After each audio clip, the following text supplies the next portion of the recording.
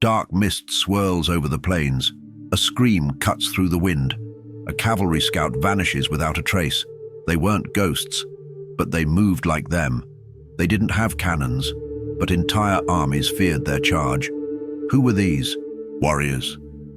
Today we're unveiling the fiercest Native American tribes in history, the Comanche, the Iroquois Confederacy, and the Apache. Each of them didn't just fight. They changed history. Unveiling the fiercest Native American tribes in history. The untold ferocity of America's first warriors. If you were a settler moving west in the 1800s, there was one word you prayed you'd never hear whispered: Comanche.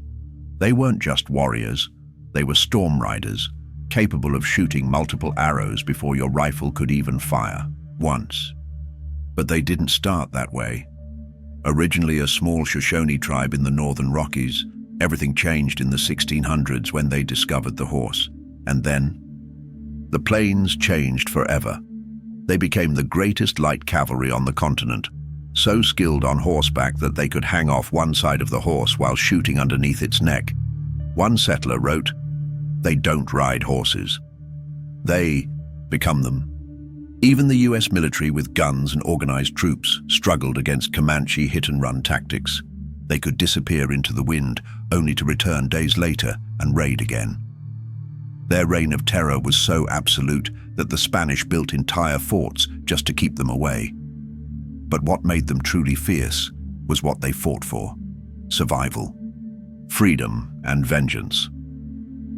When the US pushed west, the Comanche didn't beg. They bled for every inch of land. One leader, Quanah Parker, half Comanche, half white, would become a living symbol of resistance and adaptation. He never lost a battle, and he never surrendered. Even when forced onto a reservation, he made sure the Comanche spirit would never die. While the Comanche ruled the open plains, the Iroquois Confederacy ruled something even more dangerous: power and politics.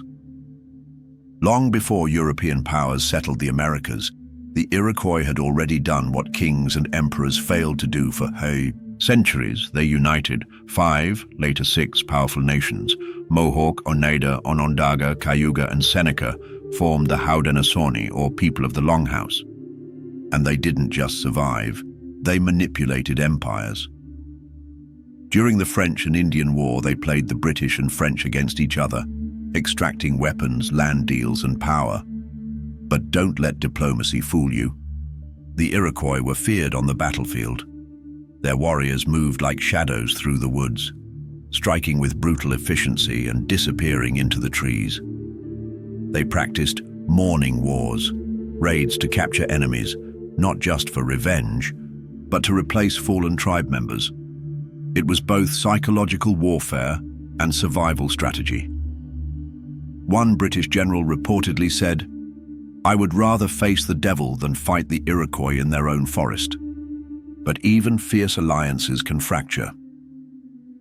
During the American Revolution, the Iroquois Confederacy split. Some sided with the British, others with the Americans. The result? Civil war among the very nations that had once stood unbreakable. But even after the collapse of their unity, their legacy remained. Benjamin Franklin himself admired their great law of peace and used it as a model when forming the US Constitution. That's right. America's founding democracy was inspired by warriors of the forest. And then there were the Apache. If the Comanche ruled the plains and the Iroquois ruled diplomacy, the Apache ruled the desert like phantoms. They didn't fight for territory. They fought for survival in one of the most hostile environments on Earth. But that was their advantage. Where enemies saw death, they saw home. Apache warriors were masters of guerrilla warfare. They could vanish into canyons, travel for days with no supplies, and launch hit-and-run raids that left enemies paranoid and broken. One of their most feared leaders was Geronimo. He witnessed the slaughter of his family by Mexican soldiers and vowed vengeance.